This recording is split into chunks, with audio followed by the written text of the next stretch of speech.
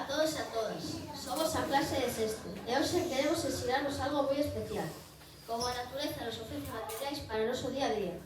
Ao longo desta exposición ides descubrir como se crean utensilios a partir de fibras naturais, como o vibrio, o xute ou o coco. Vivimos nun mundo cheo de plástico, pero é importante volver a materiais máis sostibles, que coidan o medio ambiente e forman parte da nosa tradición. Esperamos que aprendades con nós e que vos guste todo o que os imos contar. Para comenzar, imos falar da nosa investigación sobre as características das fibras vegetais, que son os tipos que hai, a súa extracción e o seu tratamento. Que son as fibras vegetais? As fibras vegetais son filamentos de orixe natural que se obteñen de diversas partes das plantas, talos, follas, froitos ou sementes. Caracterízanse por a súa resistencia e flexibilidade. En Galicia, estas fibras teñen unha importancia histórica e cultura fundamental, sendo a base da cestería tradicional e de gran parte da producción téxtil artesana. As características das fibras vegetais son diversas. Están compostas principalmente por celulosa. 2. Teñen unha estrutura longa, estreita e filamentosa. 3. Adoitan ser resistentes e duraderas como o cáñamo. E 4. Generalmente arden cando se expoñen a altas temperaturas. Os tratamentos de fibras vegetais son un conxunto de procesos físicos e químicos deseñados para transformar a materia prima vegetal en fibras técnicas. O seu uso principal é separar a materia dos tecidos que a rodean. Divídense en dos tratamentos físicos e tratamentos químicos. Os tratamentos físicos inclúen procesos de separación, secado e trenzado, e os tratamentos químicos utilizados para eliminar a lignina e obter a pasta celulosa. A extracción das fibras vegetais é o proceso mediante o cal se extraen fibras de plantas. As fibras poden vir de distintas partes da planta, talos, follas, froitos ou sementes. Dependendo de onde veñan e do uso final, utilízanse diferentes métodos. Hai 5 pasos para a extracción das fibras. Primeiro, cultívanse plantas e recóllense cando están maduras. Despois, sécanse para facilitar a separación da casca exterior.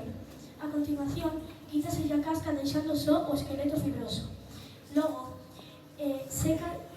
sécase e por último, sécase o sol para o seu uso final. Algúns tipos de fibras vegetais poden ser o liño, o vibrio, o colmo ou a palla e millo. Úsanse para a elaboración de tecidos. O liño úsase para facer sabas, camisetas, toallas ou mantéis. O vibrio úsase para facer cestos ou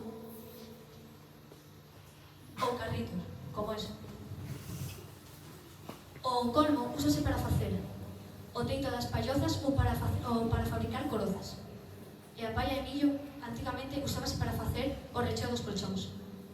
De seguido falarán os meus compañeiros e compañeiras sobre os utensilios e adornos que se fabrican ou se fabricaban.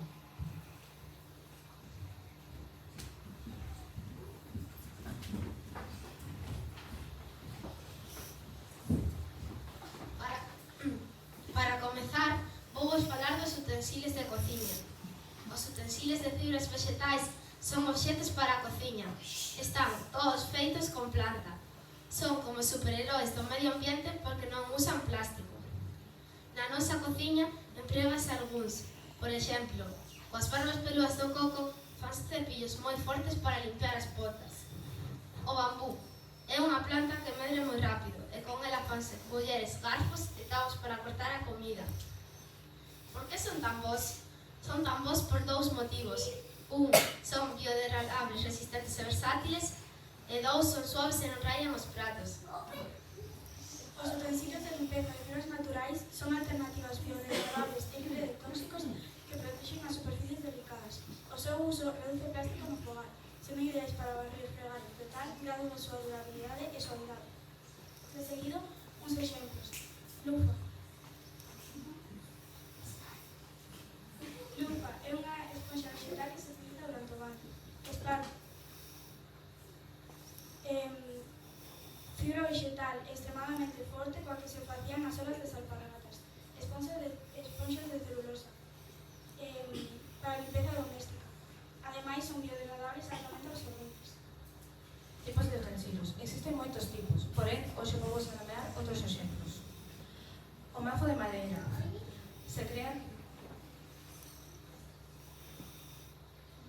crean tiras longas como o de esparto ou do cáñamo. O ponzón utilízase para abrir espartos entre as fibras xa tecidas para poder meter a siguiente pasada. O trenzado, cando se crean tiras longas do trenzado con varios fíos e logo se cosen xuntos. Eu vou falar das fibras e materiais que se utilizan neste oficio. As tijeras de podar utilízanse para cortar con precisión. Cinta métrica serve para medir con estructura. Cinta de ropa úsanse para manter a forma durante o tecido. Por último, a corda de alga vegetal cigras é unha fibra natural que se usa,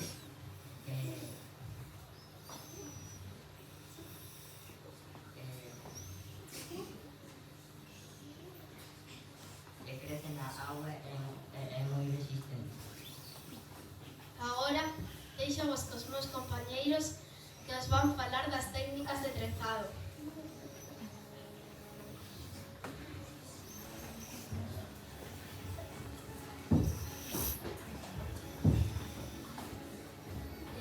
Vamos falar das técnicas para crear utensilios. Trenza de dous cabos. Torsión consiste en retorcer dúas fibras entre sí. É unha técnica primitiva máis usada no mundo para crear cordas de supervivencia con cortizas ou fibras vegetais.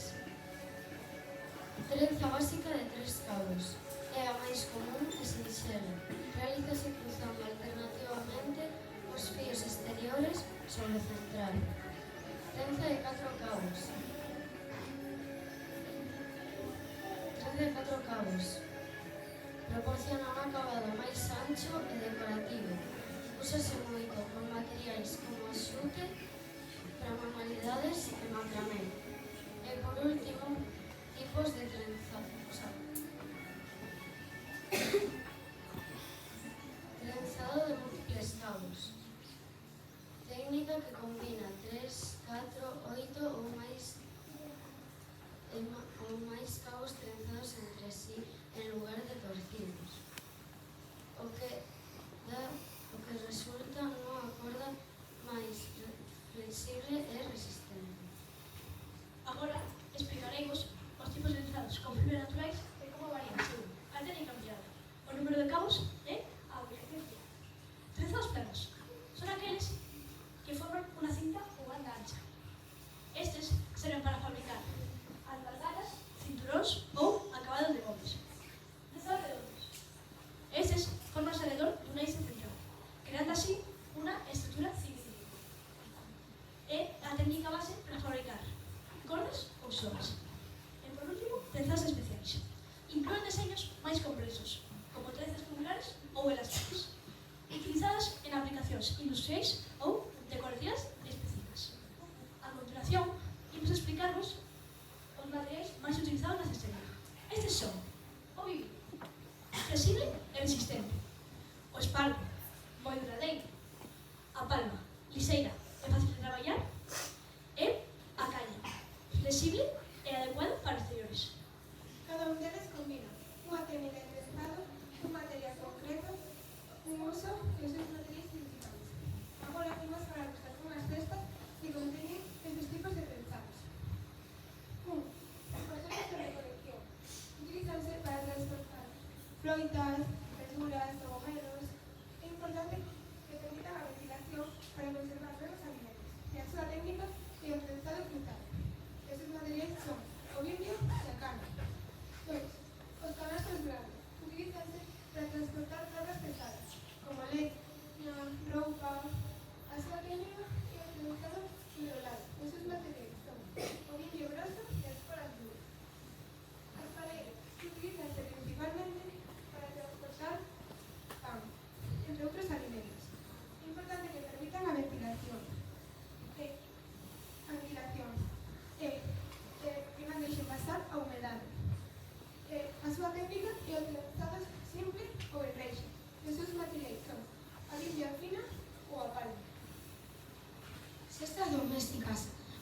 uso é cubrir, o seu uso é guardar obxectos ou roupa, non precisan soportar moito peso e teñen un uso diario.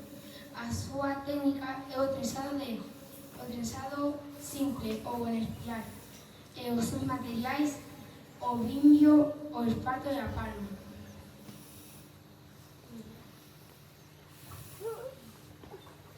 Esteiras e alfombras. Utilízase para cubrir o chan e secar alimentos. O seu uso utilízase para cubrir o chan e secar alimentos. A súa técnica é o trenzado plano. Os seus materiais son o vimbio e o esparto.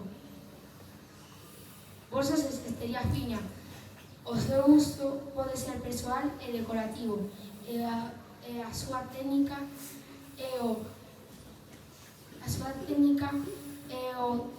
trenzado de espiga, e o seu nasa que serve para a pesca. O seu uso é atrapar os peixes e a auga, e os seus materiais a súa técnica é o trenzado de espiga. Para seguir, os nosos compañeiros van a falar das ferramentas específicas para o traballo de cesteiro.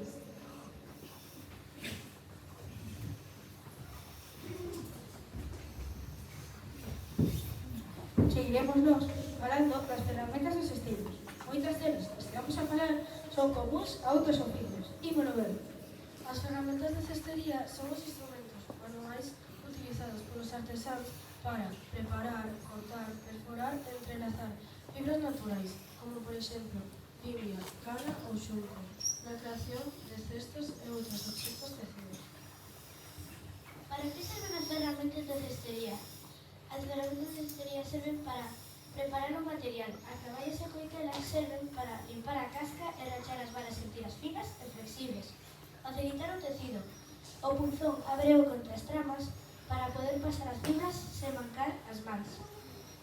Dar precisión. As tesoiras fan corte limpo nos remates, mentres que a maza serve para apertar o tecido e que o cesto quede fino. Comodidade. O burro ou banco de traballo permite suxeitar a peza mentre se traballa. Tipos de ferramentas. Ferramentas de corte e desbaste. A navalla de punta curva. A navalla de punta curva é a ferramenta básica para ter cortes limpos. O fouciño. O fouciño é unha ferramenta con forma de media luna que pode servir para cortar o lino. E, por último, o coitelo de desbastar, que pode servir para quitarle a corteza a unha árbore. Agulla. Serven para coser a vimbio. Serven, axuda as varas de peche ou asas a súa entrada. Ferramentas especializadas e auxiliares. O banco de cesteiro. O banco de cesteiro é coa mesa de traballo das cesteiras. Nesta pode ver ferramentas que poden axudar a facer mellor o seu traballo. Unha delas é os moldes. Os moldes, como vemos por exemplo neste exemplo, hai un molde de cuchara que serve para que sempre as cucharas saian uniformes. E os mazos, que serven para apretar mellor o tecido. Preparación do material. Ponzas ou pías de auga. Serven para mollar algúns materiais como vimbio ou castaño para que sean máis elásticos e podanse manipular mellor. Curiosidades da cestería. Eu vou dicir algunhas curiosidades das ferramentas de cestería. O punzón é unha das primeiras ferramentas creadas polo ser humano. Axáronse punzón de oso con máis de 30.000 anos de antigüedade, que funcionaban exactamente igual que os metálicos de oso.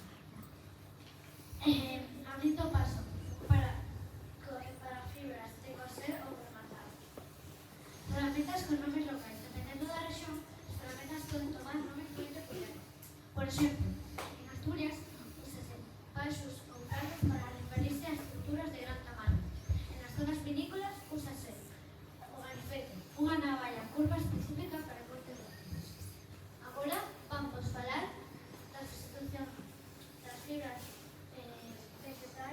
polo plástico e as fibras sintéticas.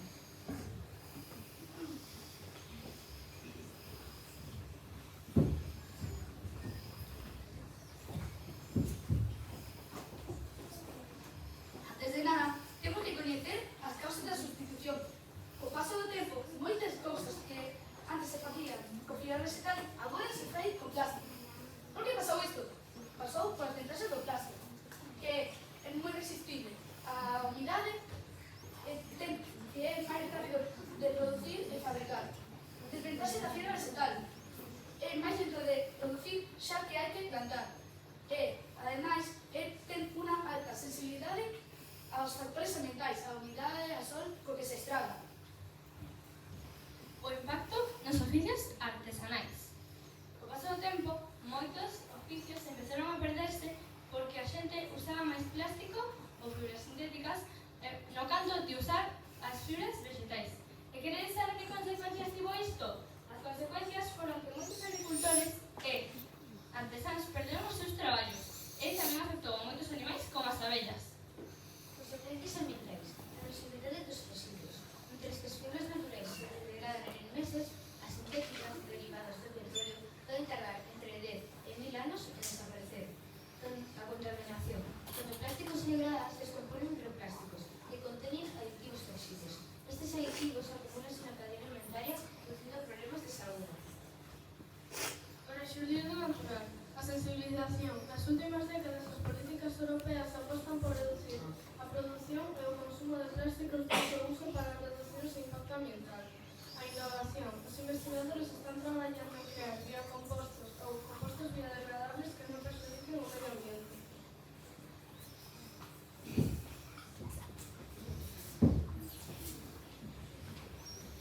Para rematar, queremos que vos quededes cunha idea importante. Escoller materiais naturais non é só unha cuestión de estética, senón unha forma de cuidar o planeta. As fibras vegetais son biodegradables e resistentes e forman parte da nosa historia e tradición. Agardamos que aprendeses algo logo e que a partir de agora valoredes máis este oficio artesanal. Moitas grazas pola vosa atención.